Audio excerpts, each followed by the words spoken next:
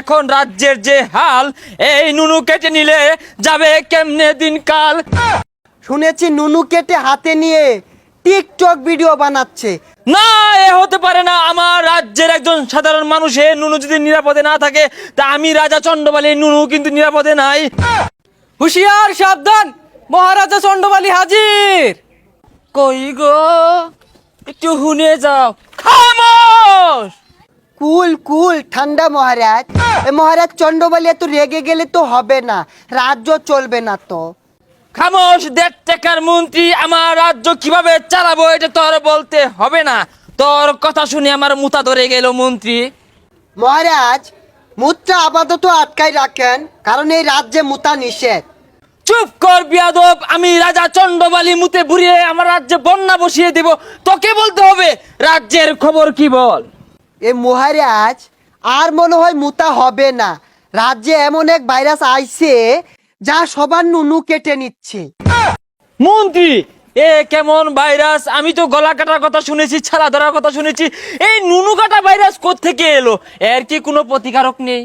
এ মহারাজ এই ভাইরাসের প্রতিকার তো দেখছি না, এই বউয়ে জামাইয়ের নুনু কেটে নিচ্ছে। কি বলছো মন্ত্রী? শুধু তাই নয় মহারাজ, শুনেছি নুনু কেটে হাতে নিয়ে টিকটক ভিডিও বানাচ্ছে ভাইরাল হওয়ার জন্য। না, এ হতে পারে না। আমার রাজ্যের একজন সাধারণ মানুষ, এ নুনু যদি নিরাপদে না থাকে, তা আমি রাজা চন্ডবালী, নুনু কিন্তু নিরাপদে নাই। আমি দেখলাম রানী হাতে একটা ছুরি নিয়ে কি জানি করার চেষ্টা করছে। আমার তো সন্দেহ হচ্ছে মন্ত্রী। না মহারাজ, রানীমা তো দেখলাম আপেল কাটার জন্য ছুরি নিয়ে ঘুরছে। না না মন্ত্রী, আমি বিশ্বাস করি না।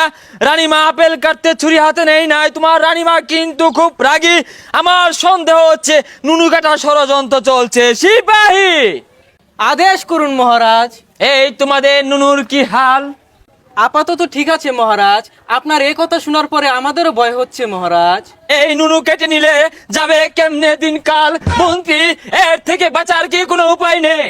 মহারাজ উপায় একটা আছে, এই বড় দেখে একটা তালা মেরে দিলে কেউ আর নুনু কাটতে পারবে না। তাহলে তাই করো মন্ত্রী। আমার রাজ্যের সকল প্রজাদের জন্য তুমি বাংলা ছোট ছোট তালা এনে মেরে দাও নুনুতে, আর আমার জন্য একটি বড় চাইনা তালা নিয়ে আসো, যেটা 20 থেকে 30 কেজি ওজনের হবে। কেননা আমার রাজ্য থেকে যদি আমার নুনু হারিয়ে যায়, তাহলে সবাই বলবে চন্ডবালী হচ্ছে নুনু কাটা রাজা। এই মহারাজ এই এত বড় তালা মারলে আপনারটা তো ছিঁড়ে পড়ে যাবে।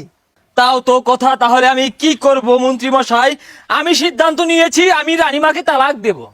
মহারাজ এ কি বললেন, রানীমাকে তালাক দিবেন? রানীমাকে তালাক দিলে তো আপনাকে ইয়েতিম রাজা বলবে। আমাকে এতিম রাজা বলুক, আমার কোনো দুঃখ নেই। আমি এই দাজ্জাল রানীকে রাখবো না। আমার নুনুটা যে শেষ সম্বল মন্ত্রী। মহারাজ এটা কেমন করে হয়? সেনাপতির বউ থাকবে, প্রজাদের বউ থাকবে, রাজা মশাইয়ের বউ থাকবে না, এটা তো হয় না। মন্ত্রী, তুমি বুঝতে পারছো না, বউ থাকার থেকে জরুরি হচ্ছে নুনু থাকা।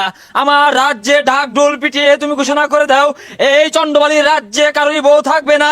আর যার বউ থাকবে, যদি তার নুনু কাটা পড়ে, সেই দায়ীবার কিন্তু আমি নেব না মন্ত্রী।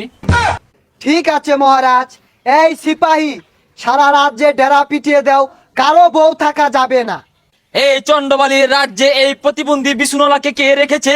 1.5 ঘন্টা ধরে পাক্কুন পারছি, একটু বাতাসও করছে না। এই নুনু কাটার গল্প শুনে আমার শরীর যে ঘেমে গেল। শুনুন শুনুন, মহারাজার আদেশ, এই রাজ্যে কারো বউ থাকা চলবে না। আর নুনু কাটা পড়লে এর দায়ভার কিন্তু মহারাজা নিতে পারবে না।